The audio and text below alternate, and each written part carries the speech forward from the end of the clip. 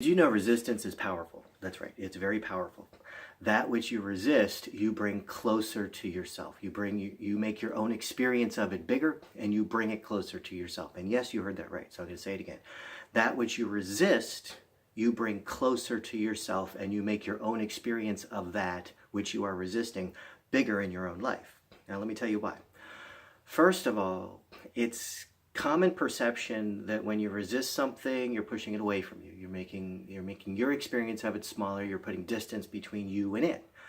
And I can understand how some people might think that, because the word resistance means I don't want that. So if you don't want that, you resisting it must mean that you're pushing it away. You're making it smaller. You're not.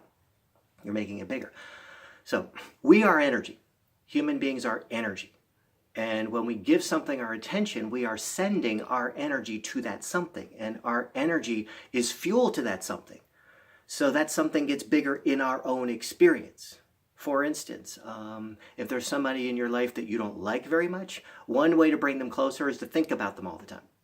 It'll give energy into the connection you have with them, and it'll bring them closer. It might take a little while. It might take weeks, months, years, but it will bring them closer. So what do you do if you really want something not in your life? You do just the opposite of pay attention to them. You stop paying attention to it. Now, when you stop paying attention to it, you stop sending that something energy. And your personal experience of it gets smaller and smaller and smaller and smaller because you're not sending that something energy. So when I say resistance is powerful, it is, because it's a way of giving something attention and bringing it closer. Believe it or not, closer. So the urge, if there's someone or something in your life that you don't like and you want to go away or you want to get smaller or whatever, the urge is to push it away. But when you're pushing it away, remember, you're giving it energy and attention, and you're bringing it closer and making it bigger. And then when it's closer and bigger, you give it an even bigger push away. And what does that do? We're into a vicious cycle now. We bring that even closer. So how do you end that cycle and make it smaller?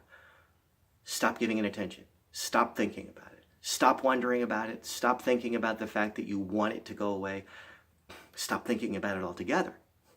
And the less you think about it, the more it's going to go away, because what you're doing is you're not giving it fuel. Whatever it is, if it's a situation, if it's a person, whatever it is, stop thinking about it. And notch by notch, step by step, it'll start to go away. Your experience of it will start to go away. I can't say what's going to happen with it in an absolute sense. If it's a car parked 6 miles away, I don't think that car is going to go away, but your experience of that car is going to eventually go away, notch by notch. I don't know if it's going to take minutes, seconds, hours, weeks, months, years, but just get into the habit of identifying whatever it is that you don't like in your life and stop paying attention to it. That's why I say resistance is powerful, because it brings it in. So just let go.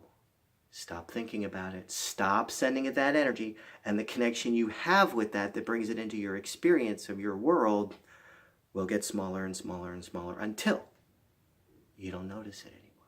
My name is Larry.